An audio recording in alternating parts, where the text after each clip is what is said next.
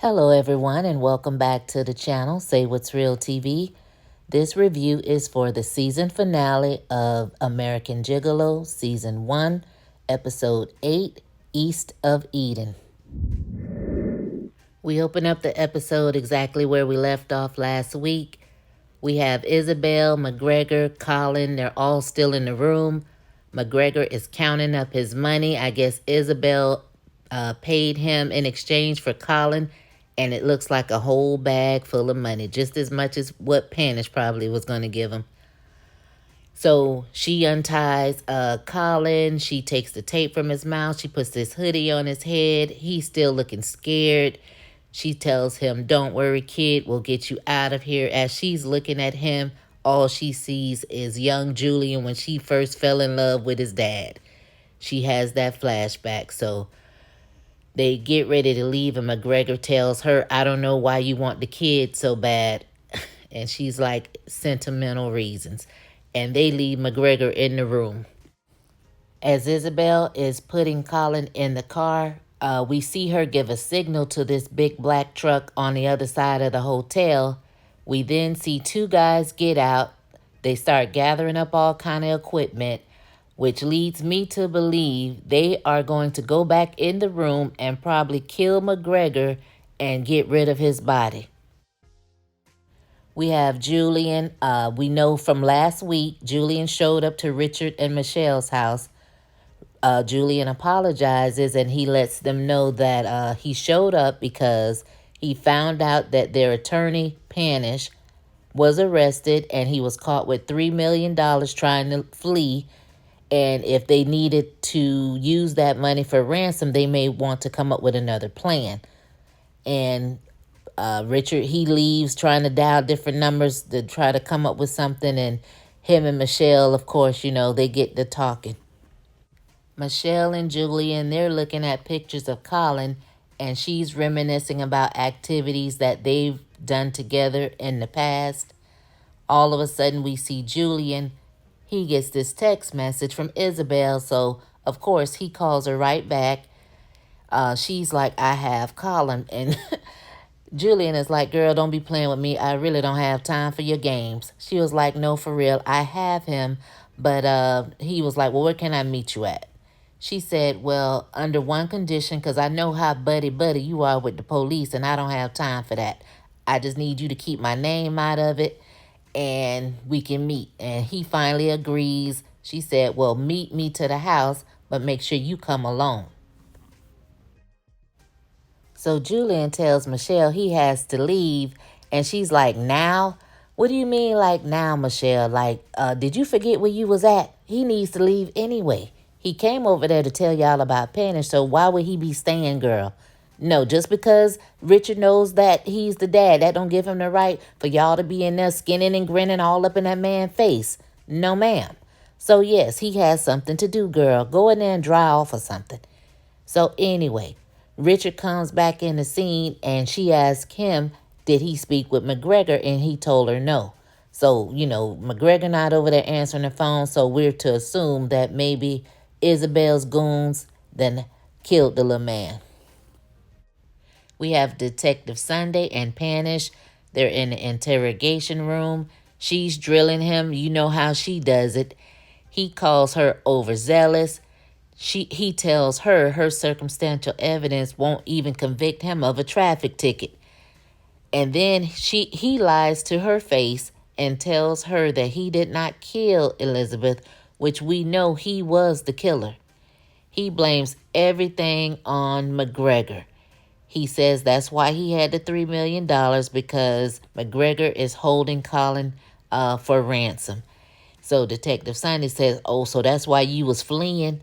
Because you was taking the money to him, but you was heading the other direction, basically. So anyway, Detective Sunday tells him, "Well, give me the name of the hotel where he's holding them at, and we want his home address." Next thing we know, we see Detective Sunday coming in 3 deep like they in the damn Dukes of Hazzard or something, pulling into the hotel. They go running up there, guns all pulled out, ready to bust the door in.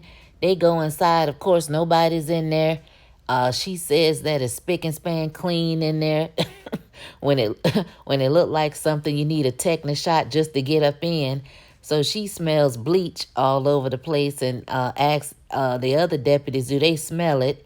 And so she goes outside and asks the cleaning, the housekeeper, has she even cleaned the room? And she's like, no. So, of course, that again suggests that they went in there, did what they had to do with McGregor, and left that thing spick and span clean. So Isabel and Colin, they finally make it back to her house. They get inside. Um, Colin wants to know, how does Isabel know Julie? And she tells them the two of them grew up together in the very house they're in. And she offers him a drink and brings him a water. Poor thing, he was so damn thirsty, he damn near jammed the water bottle up in his face or whatever. He wants to go to the restroom real quick. She says it's fine. He goes in there, and all of a sudden you see Colin, he's having a moment to himself where he's having flashbacks to Elizabeth's death, where he found her body on the floor, just dead. And, he's kind of overwhelmed by that, and I guess he can't stop thinking about it and get it out of his head or whatever. Julian makes it over there to Isabel's. He asks her, where is Colin? She tells him he's in the bathroom. So he's getting ready to go in on her, asking her, what did you do? How did you do it? What's going on? All of that rigmarole. And basically tells her, why the hell can't you just stay out of my life? Like, why, what? And here comes Colin, and the two of them, father, son, they lay eyes on each other for the very first time ever. And they have their little moment together. And Julian asks him, he tells him, your parents are looking for you. Is it okay if I take you home? And of course, I'm sure Colin is ready to take his ass home. So he says yes. So they get ready to leave. And I thought it was rude of Julian. I mean, I know he can't stand Isabel. We don't like Isabel, none of us. But the least you could have done was at least said thank you. Because without her, you wouldn't have gotten him back. But I guess Julian felt like she was the reason he was kidnapped in the first place, and he didn't really know what the hell was going on. So I guess he didn't give a damn enough to say thank you because he thinks she was responsible in the first place.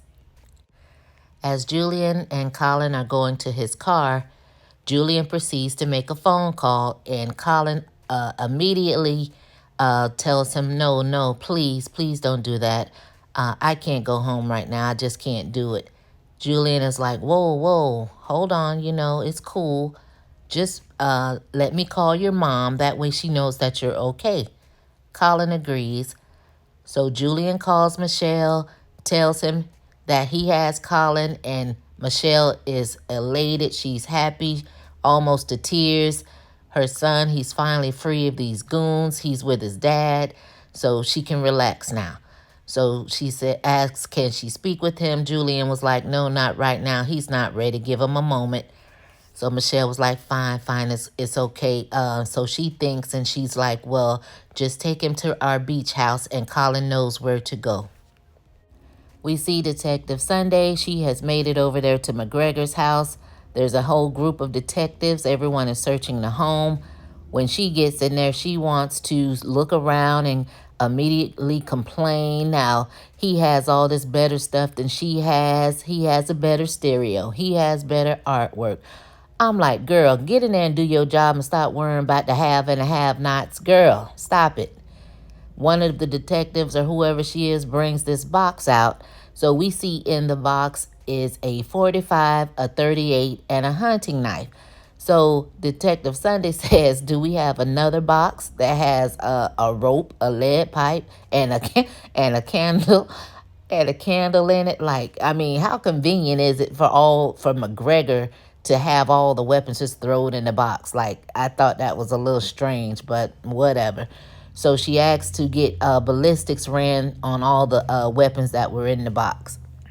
As Detective Sunday is rambling on about whether she'll ever have a nice house or not, she sees something and automatically have this flashback of what Miss Williams, the witness, told her about the night of Janet Holmes' murder, and how she saw a man dressed in a nice suit that had this recognizable tattoo that did not match his suit.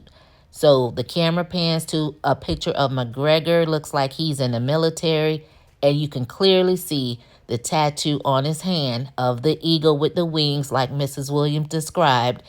And she's like, Detective Sunny is like, holy shit. So the other detective was like, well, what's up? She says, this guy here was involved in a murder 16 years ago.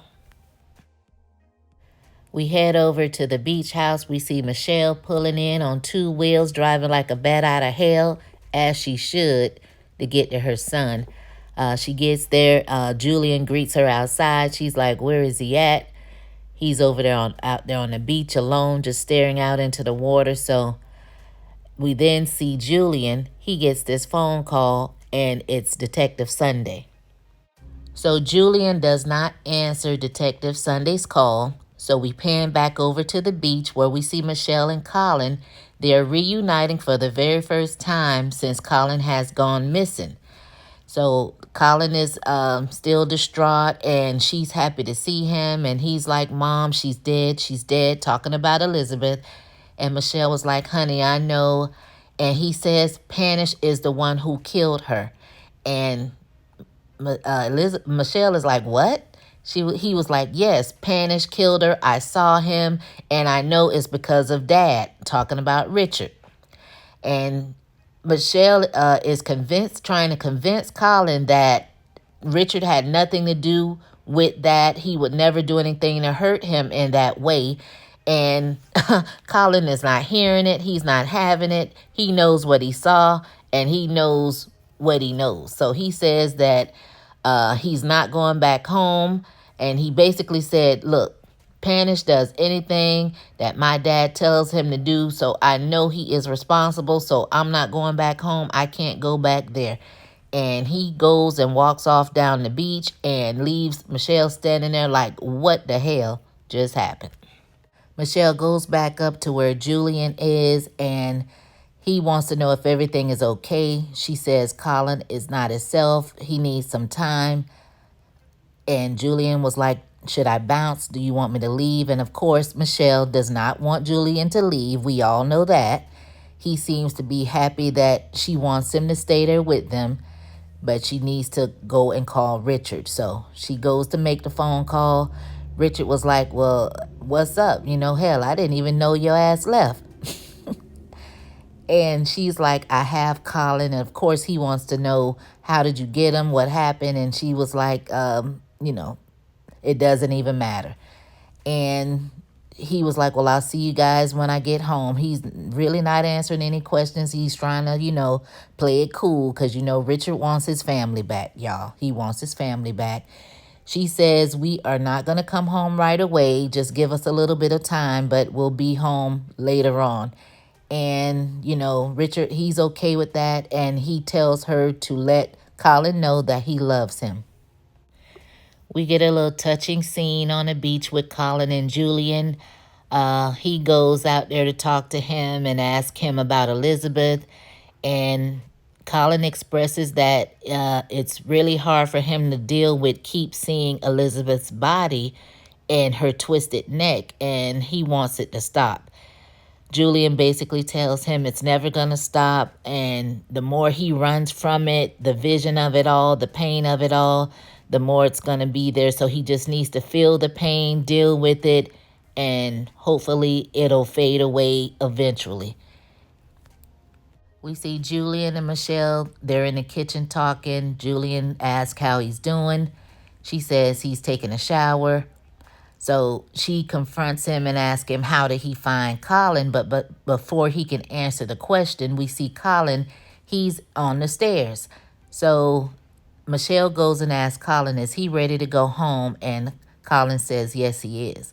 Before he goes to get his things, he turns back and he says, Julian. He calls his dad's name out, and he tells him thank you for everything he's done. Unlike Julian to Isabel. At least Colin did say thank you.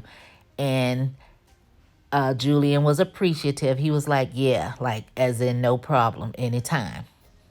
So he goes away, go back upstairs, and Julian tells Michelle, I want the two of you guys to take care of yourself as if this was, goodbye or something. So Michelle tells Julian, when all the dust settles, I'll come and look for you. We know you will, Michelle. You don't have to look far. You already know where he live at. Michelle and Colin, they finally make it home.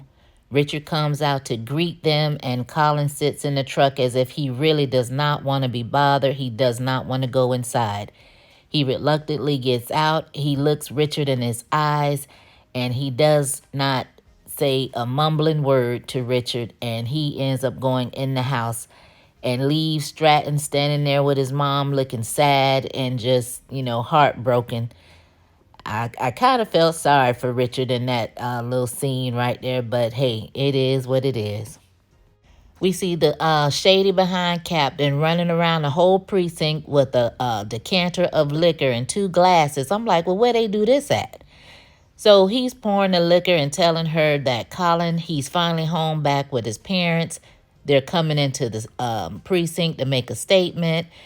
Detective Sunday asks about McGregor. He tells him he's still on the loose or whatever, and she's like, yeah, and probably buried some damn where.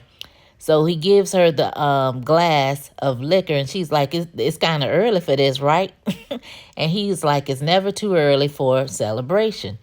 He says that the 38 that you ran the ballistics on, turns out it was the same gun used to kill Olga. She's like, get the hell out of here. So McGregor used to work for Olga back in the day, and then currently working for Stratton. And she's like, well, what was the motive? And he says some mumble jumble about maybe he wanted to tie up loose ends and all of that. And Detective Sunday was like, me, like, that seems a little weak. I'm like, yeah, that's some bullshit, but we'll roll with the flow. Whatever y'all want to do to tie this little finale up, whatever, child. So he said, come on, Sunday, just take the win, enjoy the win, go get your little spa day or something. And he walks out, and she drinks the liquor or whatever. And I was quite surprised because considering the fact that she said her dad was an alcoholic, and knowing Andy, her brother, was some type of addict, I really didn't even think she drank at all. But, she tosses the glass up in her celebration. Detective Sunday builds up that liquid courage of that shot she just took and goes to Rachel's number in her phone, and then she sits and contemplates whether or not to give her a call.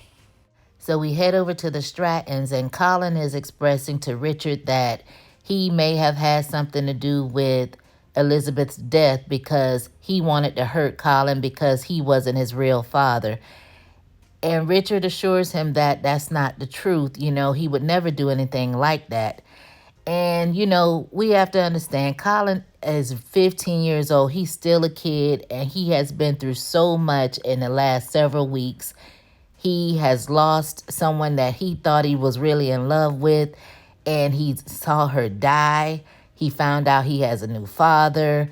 He found out who he thought was his father is not his father. So the kid, he's overwhelmed. He just breaks down, but he does apologize to Richard. I felt kind of bad for him. He told him he was sorry. He sat next to his mom, and Richard went and sat next to him, and he told him basically, no, you don't need to be sorry. I'm sorry. I didn't listen. I should have done better, and maybe we wouldn't be in the situation that we're in now. He promised Colin that Panish was going to pay for everything that he has done. He promised him that. Colin just, he told him that he needed to go lay down. It's just all too much for him. And he left his parents sitting there. So Richard asks Michelle, was Julian the reason that Colin was found? And she kind of shakes her head. Yes, I guess don't want to hurt his little feelings. But of course, he gets in his feelings anyway.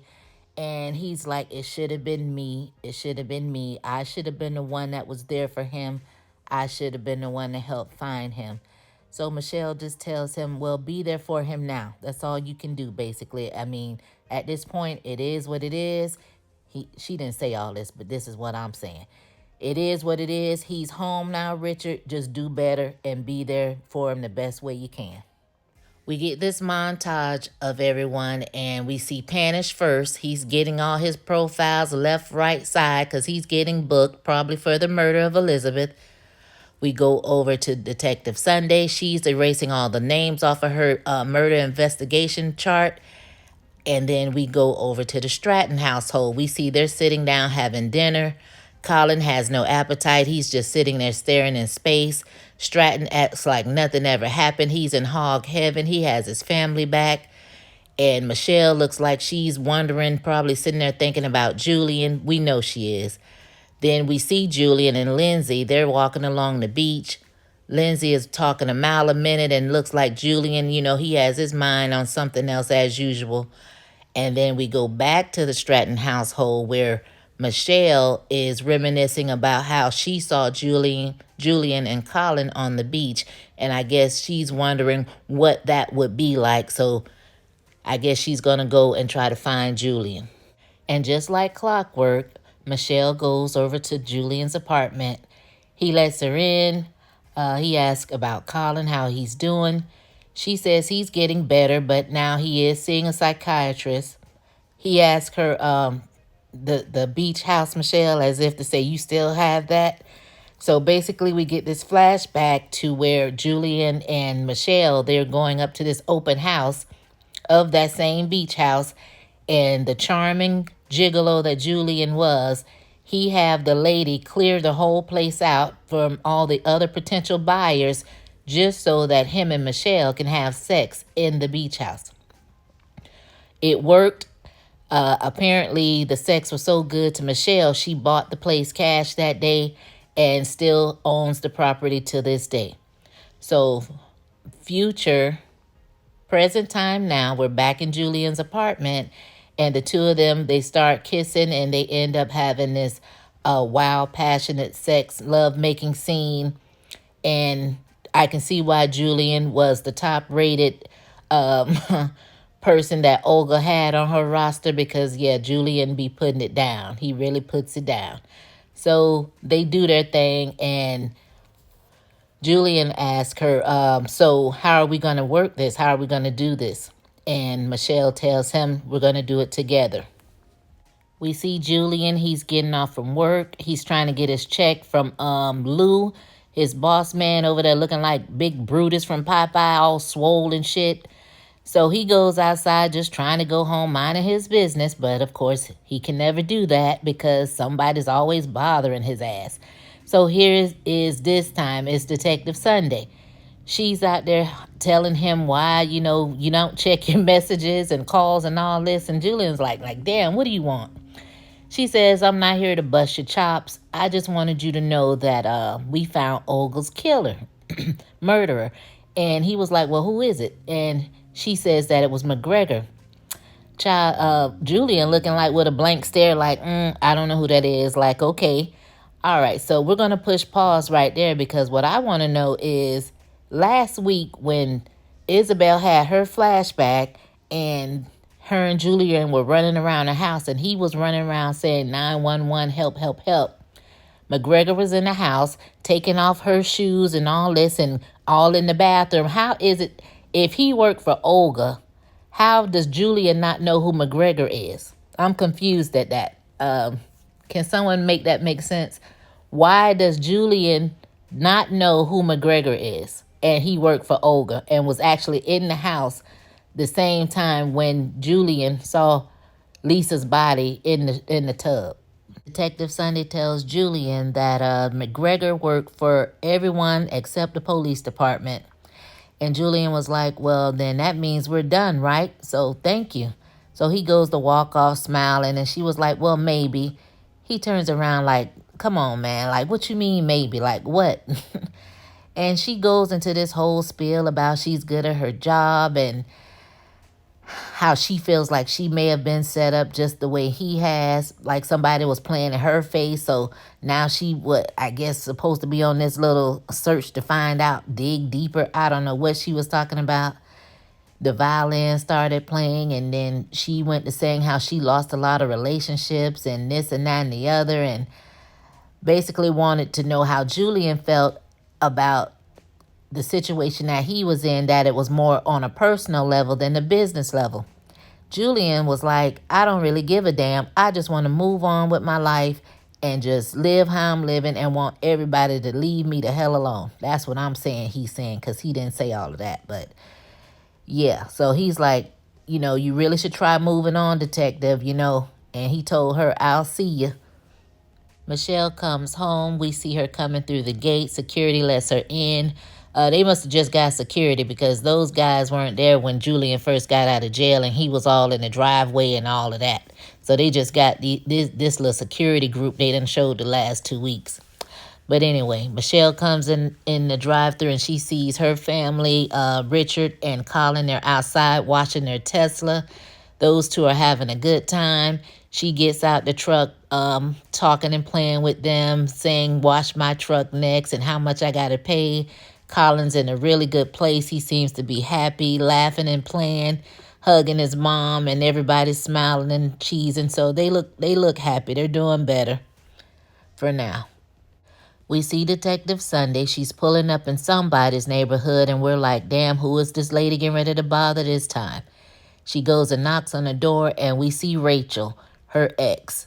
I wonder if she actually called Rachel that day from her desk, or did she just pop up just now out of the blue? Because, hell, if you pop up on me, your ass going to be knocking for days.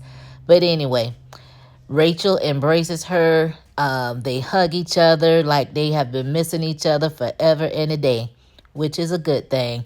But then it's a bad thing now, because that means Paloma, the lady from the gym, is out of the picture.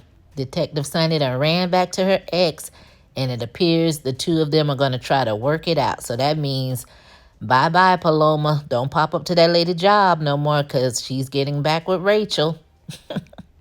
We have Julian meeting Michelle on the beach. They're laughing, reminiscing, talking about Rufus, the dog that he had the day he met her 16 years ago. So her mood changes, and he notices the change, and he's like, well, what's going on? What's up? So basically, she came to him to let him know that Colin and Richard, they're mending their relationship, and she cannot leave with the runoff with him right now, because if she leaves, then Colin will want to follow her, and she can't be the cause of them breaking up their relationship or whatever. She feels like, I guess, she owes them that much, considering she lied to everybody all this time. So Richard has been there for Colin since he's been born, and he's continued to be there even after he's found out that he is not even Colin's father. So, I guess she feels somewhat guilty, and she likes the relationship that the two of them are building. So, it is what it is. So, she basically came today to hit Julian with that Erica Badu, I guess I'll see you next lifetime, and maybe we'll be butterflies or something.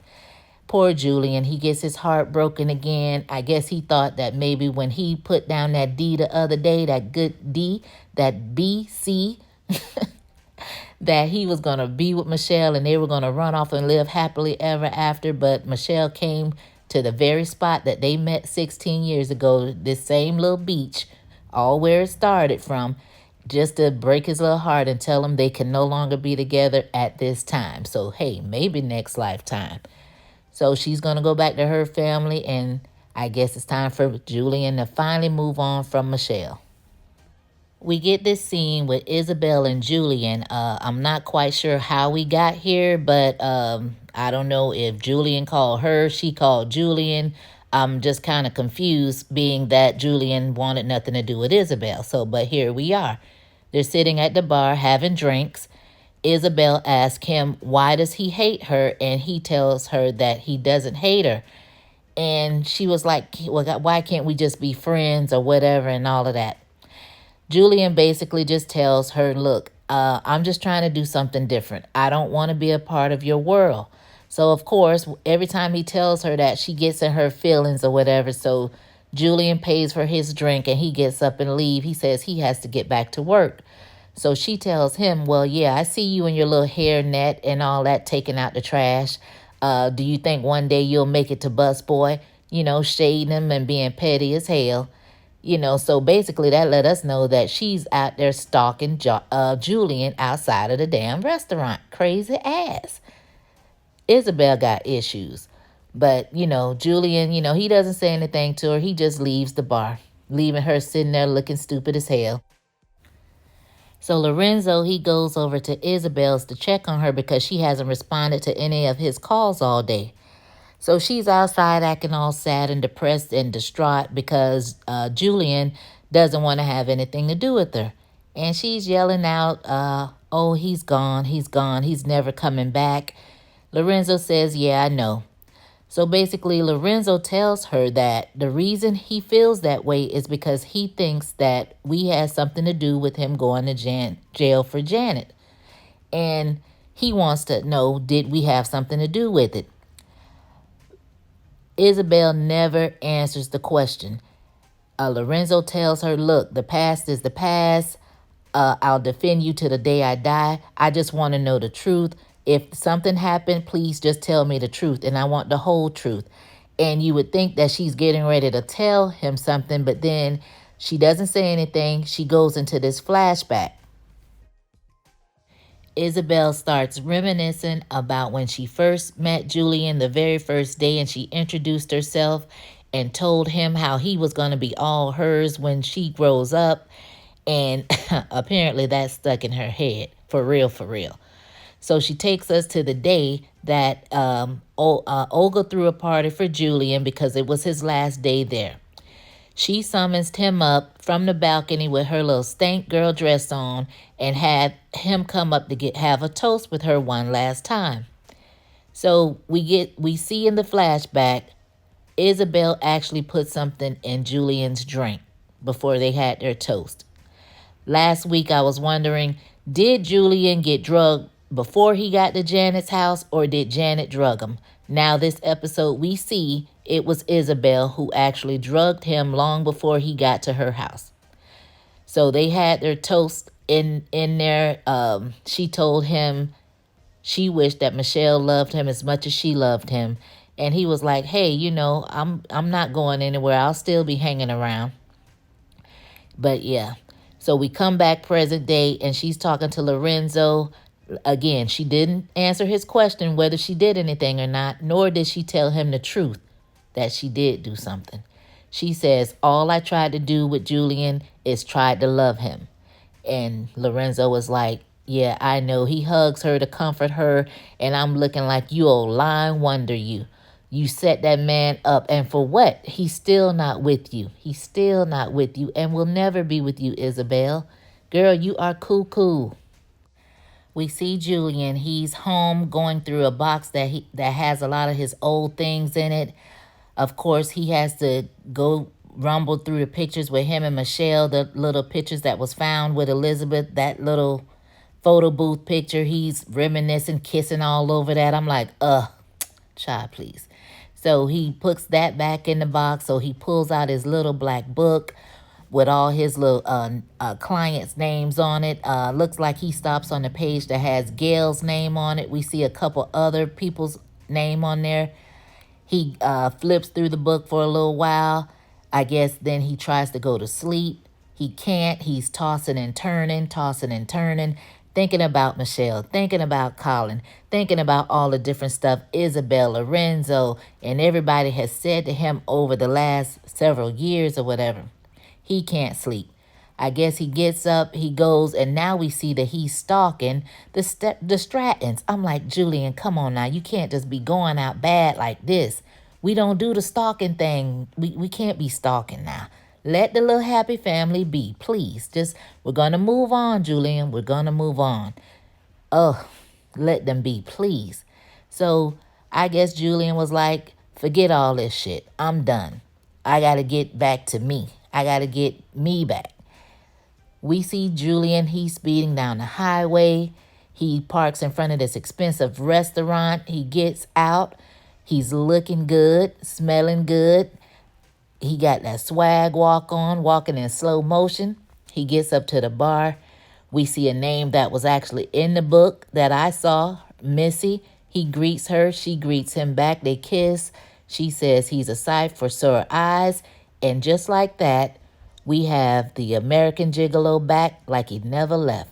And that is the end of the episode. That is the end of season 1. And it was a great ride. So that's it, you guys. What did you think about this particular episode? What did you think about the season as a whole? Drop down in those comments. Let's talk about your thoughts, your theories, your woulda, coulda, shoulda happened. Let's talk about it. That's it for the season. So we have no more doggone episodes to dissect and, go through. So, hey, we might as well talk about the whole season. So I would like to thank each and every one of you who tuned in to my crazy rant reviews every week. And I love you guys for that. I do appreciate it. So until we find us something else to review and watch and enjoy, I'll catch you all on the flip side. I love you guys. Peace.